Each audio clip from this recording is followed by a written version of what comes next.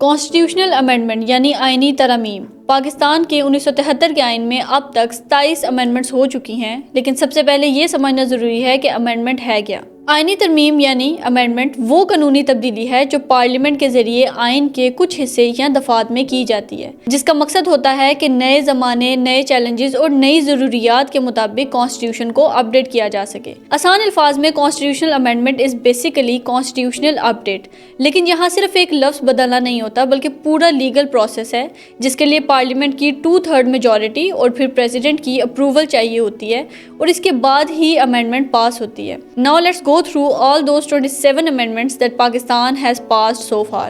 First amendment 1974 Pakistan کی حدود اور نقشے کو دوبارہ واضح کیا گیا۔ ایسٹ پاکستان یعنی بنگلہ دیش کے الگ ہونے کے بعد، کیونکہ آئین میں جہاں جہاں ایسٹ پاکستان کا ریفرنس دیا گیا تھا اسے ختم کیا گیا، یعنی فرسٹ امینڈمنٹ کے تحت پاکستان کی باؤنڈریز کو ری ڈیفائن کیا گیا۔ سیکنڈ امینڈمنٹ 1974 پاکستان کے آئین کی دوسری ترمیم میں مسلمان کی ڈیفینیشن کو ایڈ کیا گیا اور اس ڈیفینیشن کے لحاظ سے قادیانیوں کو آئینی سطح پر غیر مسلم قرار دیا گیا۔ تھرڈ امینڈمنٹ 1975 اس امینڈمنٹ کے تحت پریونٹیو ڈیٹینشن کی ڈیوریشن کو 1 مہینے سے بڑھا کر 3 مہینے کا کر دیا گیا۔ پریونٹیو ڈیٹینشن یعنی مقدمات میں کسی بھی شخص کو ریاستی حراست میں رکھنے کا دورانیہ بڑھا دیا گیا۔ فورتھ امینڈمنٹ 1975 ایک تو مائنورٹیز کو سیٹس ایلوکیٹ کی گئی، دوسرا ہائی کورٹ کی بیل پاور کو لمٹ کر دیا گیا، خاص طور پر پریونٹیو ڈیٹینشن کیسز میں، یعنی ہائی کورٹ کے پاس جو پاور تھی کہ وہ پریونٹیو ڈیٹینشن میں رکھے ہوئے شخص کی بیل لے سکتا تھا، فورتھ امینڈمنٹ کے بعد ہائی کورٹ کی اس پاور کو ختم کر دیا گیا۔ اب فورتھ امینڈمنٹ تھرڈ امینڈمنٹ سے اس طرح سے لنک ہے کہ تھرڈ امینڈمنٹ میں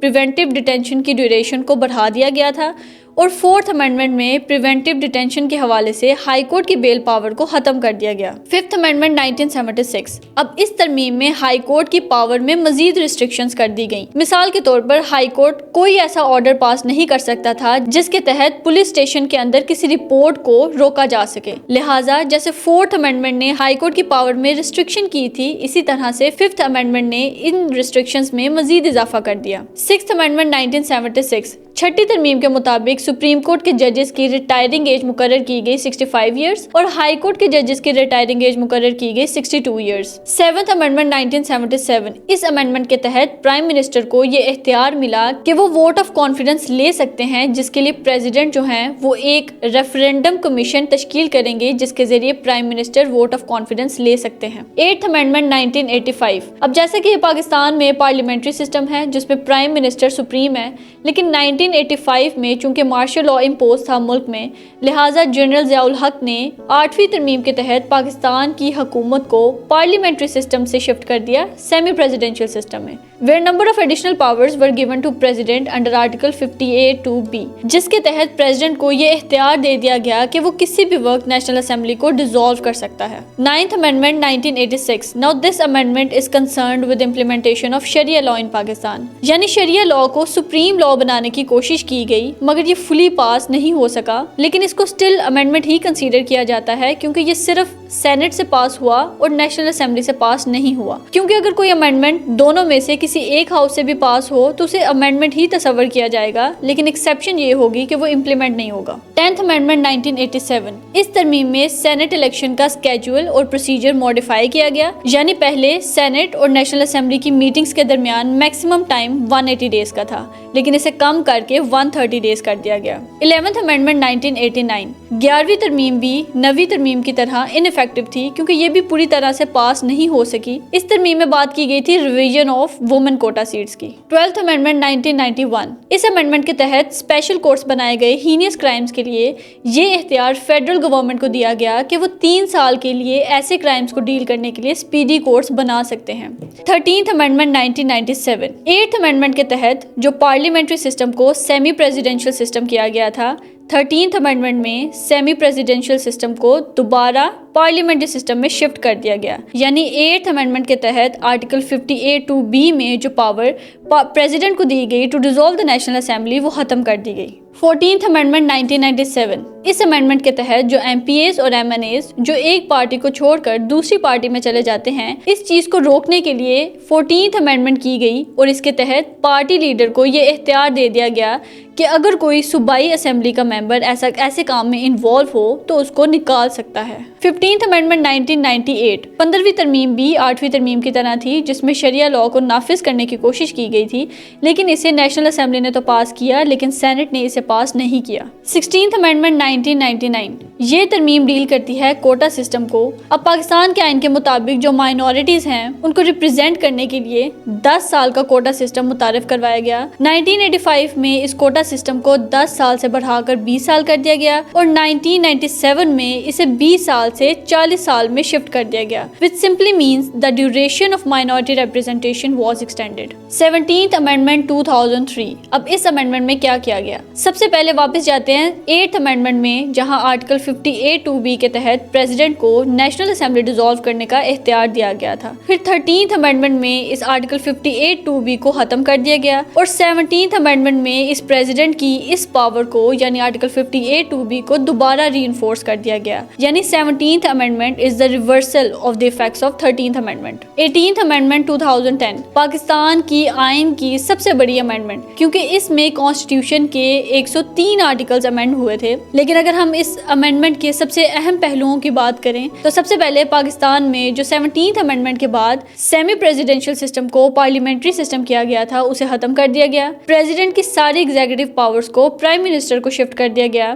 اس کے بعد صوبوں کو فل اٹانومی دی گئی۔ NWFP کا نام KPK کر دیا گیا، جو کہ KPK کے لوگوں کی بہت بڑی ڈیمانڈ تھی جسے پورا کیا گیا۔ اس کے علاوہ جوڈیشل کمیشن آف پاکستان متعارف کیا گیا، جس کے ذریعے ہائی کورٹ اور سپریم کورٹ کے ججز کی اپوائنٹمنٹ کی جائے گی۔ 19th امینڈمنٹ 2010 اس امینڈمنٹ میں کانسٹیٹیوشن آف پاکستان 1973 کے آرٹیکل 175A میں امینڈمنٹ ہوئی تھی، جس میں پرائم منسٹر کو ججز کی اپوائنٹمنٹ کے پروسیس میں شامل کر دیا گیا۔ دراصل 18ویں امینڈمنٹ کے تحت جو جوڈیشل کمیشن تھا وہ نامینیشنز کو پارلیمنٹری کمیٹی کو بھیجے گا، جو پھر اسے پریزیڈنٹ کو بھیجے گا، لیکن 19th امینڈمنٹ میں پرائم منسٹر کو بھی اس پروسیس میں شامل کر دیا گیا، یعنی جوڈیشل کمیشن نامینیشنز کو پارلیمنٹری کمیٹی کو بھیجے گا، پھر پارلیمنٹری کمیٹی پرائم منسٹر کو ٹرانسفر کرے گی اور پھر پرائم منسٹر اسے اپروو کر کے پریزیڈنٹ کو بھیجے گا، یعنی 19th امینڈمنٹ میں جوڈیشل اپوائنٹمنٹ کے پروسیس کو امپروو کیا گیا۔ 20th امینڈمنٹ 2012 اس کے مطابق الیکشن کمیشن اور کیئر ٹیکر گورنمنٹ کا فریم ورک سیٹ کیا گیا for free and fair elections. 21st amendment 2015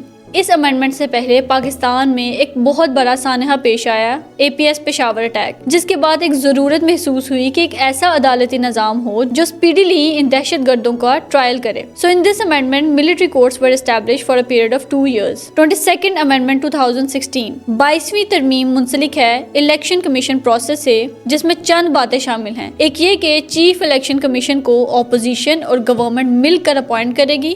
دوسرا، چیف الیکشن کمیشن کی ریٹائرنگ ایج کو 65 سے 68 کر دیا گیا اور ممبرز آف الیکشن کمیشن کی ریٹائرنگ ایج کو 62 سے 65 کر دیا گیا۔ اس کے علاوہ 22ویں ترمیم سے پہلے الیکشن کمیشن میں صرف ریٹائرڈ ججز کو ہی ممبر بنایا جاتا تھا، لیکن 22ویں ترمیم کے بعد اس کمپلشن کو ختم کر دیا گیا۔ 23rd امینڈمنٹ 2017 23rd امینڈمنٹ کے مطابق جو 21st امینڈمنٹ میں ملٹری کورٹس بنائے گئے تھے 2 سال کے لیے، اسے مزید 2 سال کے لیے ایکسٹینڈ کر دیا گیا۔ 24th amendment 2017 24th amendment Pakistan میں سینسس یعنی مردم شماری کے بعد کی گئی، جس میں مختلف صوبوں کی آبادی کا اندازہ لگایا گیا، جس کے بعد نیشنل اسمبلی کی سیٹس کی ری ایلوکیشن کی گئی، یعنی نیشنل اسمبلی کی ٹوٹل نمبر آف سیٹس جو تھی 342 وہ اتنی ہی رہی، لیکن اسے مختلف صوبوں کی آبادی کے لحاظ سے ری ڈسٹریبیوٹ کر دیا گیا۔ 25th امینڈمنٹ 2018 اس امینڈمنٹ کے تحت فاٹا یعنی فیڈرلی ایڈمنسٹریٹو ٹرائبونل ایریاز کو KPK کے اندر آفیشلی مرج کر دیا گیا اور اس امینڈمنٹ کے تحت ٹرائبل ایریاز کو مکمل آئینی حق مل گئے۔ 26th امینڈمنٹ 2024 اس امینڈمنٹ نے پاکستان کے آئین میں بہت تبدیلیاں کی۔ سب سے پہلے article 9A which is related to clean and healthy environment اس کو آئین پاکستان میں as a fundamental right add کیا گیا۔ اس کے علاوہ آرٹیکل 38 میں ربا یعنی انٹرسٹ ختم کرنے کی فائنل ڈیڈ لائن دے دی گئی which is 1 جنوری 2028۔ اس کے بعد آرٹیکل 81 میں جوڈیشری، الیکشنز اور جوڈیشل کمیشن کے خرچے کو چارج ایکسپینڈیچر بنا دیا گیا تاکہ ان کی فائنینشیل انڈیپینڈنس کو بڑھا بڑھا دیا جائے۔ اس کے علاوہ جوڈیشل کمیشن کا اسٹرکچر بھی بہتر بنایا گیا اور سپریم کورٹ اور ہائی کورٹ دونوں کی سو موٹو پاورز کو لمٹ کر دیا گیا۔ اس کے علاوہ موسٹ امپورٹنٹلی فیڈرل اور پروونشل لیولز پر بھی کانسٹیٹیوشنل بینچز بنائے گئے تاکہ کانسٹیٹیوشن کے کیسز اسپیشلی ہینڈل کیے جا سکیں۔ 27th Amendment 2025 the most recent amendment in the Constitution of Pakistan 1973 23ویں آئینی ترمیم نے ہماری جوڈیشری اور ڈیفنس اسٹرکچر میں بہت بڑی تبدیلیاں کی۔ سب سے پہلے ایک نیا کوڈ بنایا گیا، فیڈرل کانسٹیٹیوشنل کوڈ، جو اب کانسٹیٹیوشن اور فنڈامنٹل رائٹس کے تمام کیسز دیکھے گا۔ اس کے لیے کانسٹیٹیوشن میں نئے آرٹیکل 175B to 175L تک ایڈ کیے گئے، جس میں فیڈرل کانسٹیٹیوشن کوڈ کا سیٹ اپ، ججز کی ایج، ٹینیور وغیرہ سب کلیئر کیا گیا۔ آسان الفاظ میں جو مسئلے ملک کے کانسٹیٹیوشن سے ریلیٹڈ ہوں گے وہ فیڈرل کانسٹیٹیوشنل کوڈ میں جائیں گے۔ اس کے بعد transfer of supreme courts power, supreme court کی کچھ پاورز بھی فیڈرل کانسٹیٹیوشنل کوڈ کو ٹرانسفر ہو گئیں، جیسے آرٹیکل 184 اوریجنل جیورسڈکشن اور آرٹیکل 186 ایڈوائزری پاور۔ اب یہ تمام چیزیں فیڈرل کانسٹیٹیوشنل کوڈ کرے گا۔ پھر آرٹیکل 189 بدل کر یہ رول بنا دیا گیا کہ کانسٹیٹیوشنل میٹرز میں فیڈرل کانسٹیٹیوشنل کوڈ کے فیصلے سب کورٹس پر حتیٰ کہ سپریم کورٹ پر بھی بائنڈنگ ہوں گے۔ اس کے علاوہ جوڈیشل کمیشن آرٹیکل 175A اور سپریم جوڈیشل کاؤنسل آرٹیکل 209 کو دوبارہ ری اسٹرکچر کیا گیا، جس میں سپریم کورٹ کے ساتھ ساتھ فیڈرل کانسٹیٹیوشن کوڈ کے ججز بھی شامل کیے گئے۔ اب اپوائنٹمنٹ میں فیڈرل کانسٹیٹیوشن کوڈ کے ججز بھی شامل ہوں گے، یعنی سپریم کورٹ اور فیڈرل کانسٹیٹیوشن کوڈ دونوں کا سسٹم بیلنس ہو گیا۔ ڈیفنس اسٹرکچر میں بہت بڑی تبدیلی آئی۔ Chairman joint chief of staff committee کا آفس ختم کر دیا گیا، چیف آف آرمی سٹاف کو چیف آف ڈیفنس فورس بنا دیا گیا، نئے ٹاپ ملٹری رینکس انٹروڈیوس کیے گئے جیسے field marshal, marshal of air force, admiral of fleet. اس کے علاوہ ٹیکنوکریٹ کی پہلی دفعہ کلیئر ڈیفینیشن ایڈ کی گئی۔ اسی کے ساتھ ساتھ کانسٹیٹیوشن کے بہت سے آرٹیکلز میں بھی سپریم کورٹ کے ساتھ ساتھ اب فیڈرل کانسٹیٹیوشنل کوڈ کا نام بھی ایڈ کر دیا گیا تاکہ دونوں کورٹس کو ایکول کانسٹیٹیوشنل اسٹیٹس ملے۔ And finally 3rd, 4th and 5th schedule میں بھی چینجز کیے گئے۔ فیڈرل کانسٹیٹیوشنل کوڈ کے ججز کی اوتھ ایڈ کی گئی، لیجسلیٹو لسٹ میں فیڈرل کانسٹیٹیوشنل کوڈ انکلوڈ ہوا اور ان کی سیلریز کو ہائی کورٹ یا سپریم کورٹ کے ججز کے برابر گارنٹی کیا گیا۔ ان شارٹ 27th امینڈمنٹ نے پاکستان میں 2 اپیکس کورٹس بنا دیے، ایک سپریم کورٹ جنرل لاء کے لیے اور دوسرا federal constitutional court constitutional matters کے لیے۔ اس کے بعد ساری اپوائنٹمنٹ، پاورز، ڈیفنس اسٹرکچر اور ڈیفینیشنز کو اسی ڈوئل اسٹرکچر کے مطابق اپڈیٹ کیا گیا۔ یہ تھی پاکستان کے کانسٹیٹیوشن میں کی گئی 27 ترامیم، جو یہ ثابت کرتی ہیں کہ کانسٹیٹیوشن ایک لیونگ ڈاکیومنٹ ہے جو وقت، ضرورت اور عوام کے مسائل کے ساتھ ایوالو ہوتا رہتا ہے۔ اب اگر ہم ان 27 امینڈمنٹ کو کنکلوڈ کریں تو ایک بات سمجھ آتی ہے کہ کانسٹیٹیوشن نے ہر دور کا پریشر ایبزارب کیا ہے۔ کبھی پریزیڈنٹ اسٹرانگ ہوا تو کبھی پرائم منسٹر، کبھی پارلیمنٹ کو حق ملا تو کبھی جوڈیشری کو، کبھی صوبوں نے خود مختاری حاصل کی اور تو کبھی فیڈریشن نے اپنا کنٹرول لیا، یعنی every amendment reflects a power struggle. لیکن ان تمام امینڈمنٹس نے ہمارے آئین کو زیادہ مؤثر، منظم اور وقت کے مطابق بنا دیا۔ They show how a constitution evolves to meet the needs of its people.